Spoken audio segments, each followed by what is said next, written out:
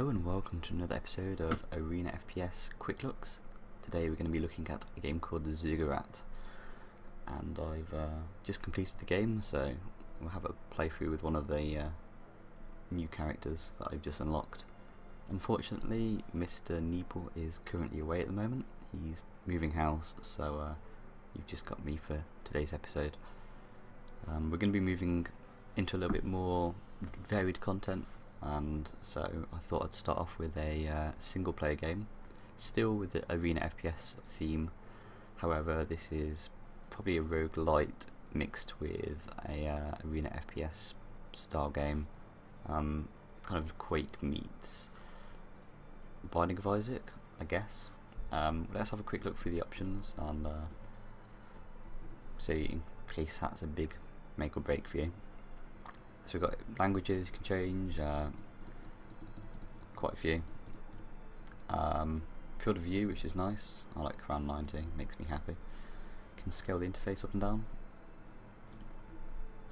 You can change mount sensitivity and bind your weapons and all that sort. And also you can play with a gamepad if you like, that kind of thing.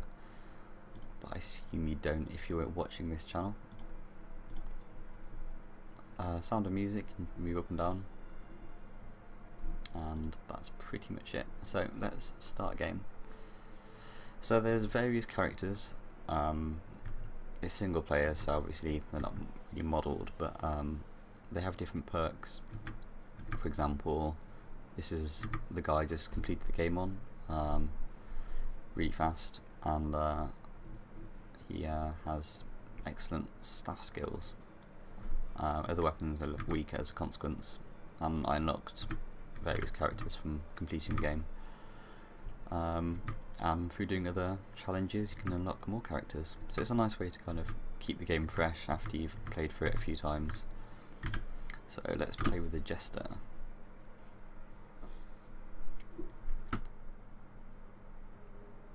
So it's based on floors. You start off and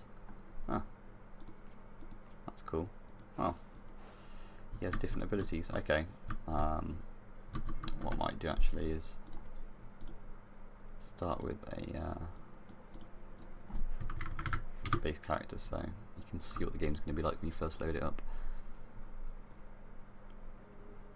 Alright, so like I was just saying, it starts on floors, on floor 1, and as you progress you go deeper and deeper through the floors.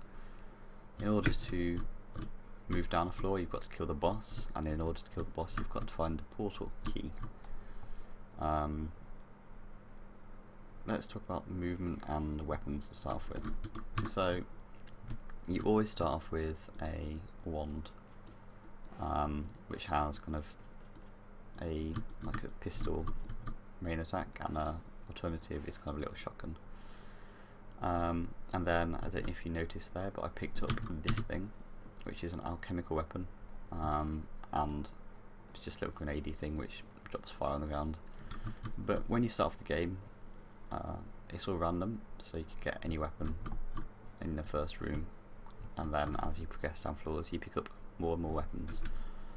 The actual weapon combat itself, here's a portal key, you shouldn't get it straight away. It's all random layouts. The actual weapon kind of feel is pretty good. My main complaint with how the weapons feel is there isn't a lot of hit confirmation.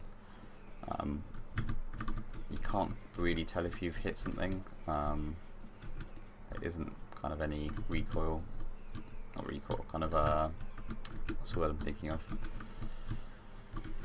There isn't any really visual or audio confirmation that you've hit anything ever, so that could be improved, but it's not the biggest problem in the world. The weapons feel pretty varied and fun to use. I'll just do some combat with this now. So this is like a little grenadey thing. But yeah, I've not found any weapons that feel horrible to use. Some are a little bit samey, a lot of them just seem to have kind of similar modes, but there's some interesting ones in there. and each weapon has its own mana bar. So rather than ammo, there's kind of mana in this game. It's all very kind of wizards and warlocks and magic themed rather than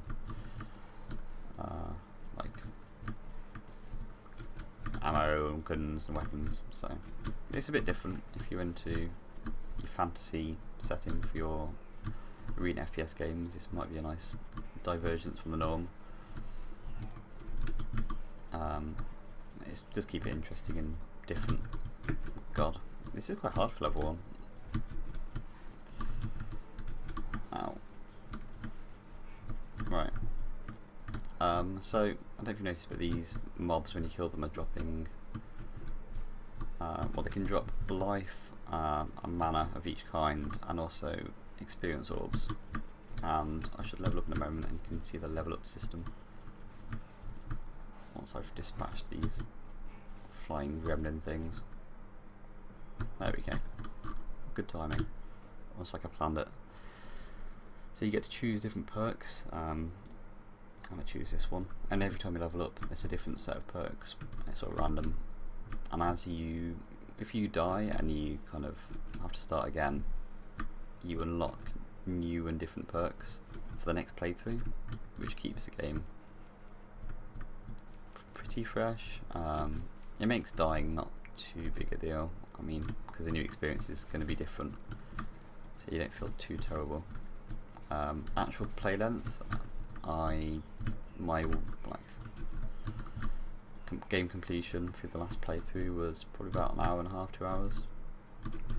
So it isn't a huge amount. Like, I think it was 6 floors. Might be 5. I'll have to double check that. But it was getting a little bit tiresome towards the end. Like I didn't feel like I needed more floors to complete. It was a good length, and because it's a game where you're going to fail quite a few times, having the game length overall not too long isn't too bad. There's a lot of replayability. In fact, it's kind of designed on its replayability, similar to games like Binding of Isaac or Dungeons of Dreadmore. Those kind of games where you're going to be playing through it multiple times. The monster variety is pretty good. As you go further down through the levels, like more monsters start appearing. But even in the first few levels, like there's enough monsters to make it interesting enough. Movement, I've not really talked about movement yet. There's a lot of air control, but beyond that, it's it's fast paced. It feels a bit like Duke Nukem or Quake 2 or minus strafe jumping. How am I so lost? Oh my god. Talking and playing is not as easy as it seems. Oh, I'm a noob. There we go. But especially with the acrobatics character I was just playing, it's actually quite fun just jumping around. It's certainly kind of a fast-paced game, which is nice. I'm not sure if this kind of genre mashup's been done before, at least not to the quality it's been done in this game. It's very fun, kind of leveling up, killing things, unlocking new weapons. The type of gameplay suits this style of game, like the fast-paced kind of skill-based FPS combat suits a game where you can unlock different weapons and do all that kind of thing. As for the audio, it's alright. The music's fine. I've got it on in the background. You can probably just about hear it over my voice. The actual sounds for monsters and weapons are not all too great. It's not the best sound design in any game ever, but I'm pretty sure it's a small company, and a lot of times sound design is something that you can only really get like high quality with really high budget titles. I mean, I'm not a big fan of the Battlefield games, but the audio design on that is top notch, and that's because it's AAA title. That's not to say that aren't indie games with really good audio design, but this is average at best. But I don't think it holds the game back in any way. There are secret rooms, but I've not seen one for a while. I'm not sure the audio particularly holds the game back that much. These are shrines, and you can kind of offer, don't want to offer my life to it. I lose my map. Unbelievable. So now I can't see what's going on. Make you do that. So overall impressions, it's fun. There's quite a lot of replayability. If you're into single player, fast-paced combat games, then this might be right up your alley. Let's do the boss fight and then I'll start to wrap up my final thoughts. Oh god. That's if I don't die. Oh, which is very possible. Come on, concentrate, concentrate. Concentrate. Don't fuck up now. So close. Oh, I'm out of mana. This is a bit of a complaint. It could do with more weapons showing up on the first floor. It's actually, the second floor is much easier. Like, I've died more on the first floor than the second floor because you only have one weapon, so if you run out of mana on the weapon you find when you start the game up, then you can be a little bit screwed for the boss. But apart from that, I mean, it's just a little bit RNG, and these kind of games do tend to be a little bit RNG. But that's, you know, just something you have to deal with. So you clear the level, and then you load to the next one. And similar kind of deal. Any random weapon spawns, and this is just kind of, it fires little needler star things, and alt fire is free. And alt fire for this is blue flame, which I assume does more damage. It doesn't have damage numbers. The only way to know if something's been damaged, and I only just recently discovered this, if you mouse over an enemy, you can find an enemy. Ow, find an enemy. It's green, and then if you mouse over them, now it's like orange, and then dark orange, and then dead. So at least it gives you some kind of recognition, but damage numbers wouldn't be awful, or health bars possibly. I think that pretty much covers everything I want to say on it. I've had quite a lot of fun. I got it on sale. I'm not sure to buy it at the full price.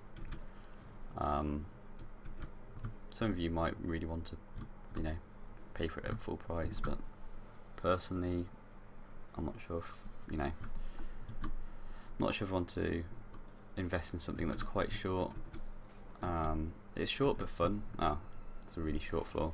You can go back and complete the floor if you, this happens where you clear 2 rooms and it happens to have the boss in it immediately. This will probably kill me.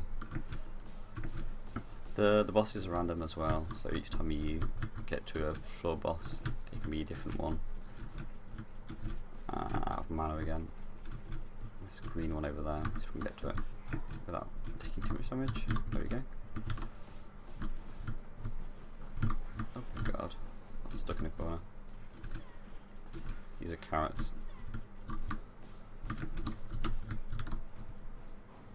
Come on, come on, come on, come on.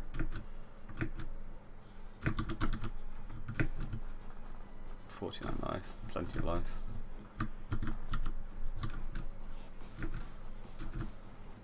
This is possible, I guess. Come on, jump. It is definitely skill based. I mean, the levels, when you level up, it doesn't really do a lot, and in fact some level perks can be like more bad than good,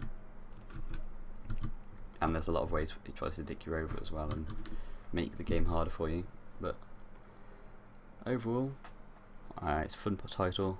You can see what I mean by how quick it is. I've completed floor 2 and we're barely 15 minutes into the game. But fun little title. If it's on sale, definitely try picking it up. Worth having a look. So this has been the quick look for Ziggurat. I've been Galangua, and thanks for watching.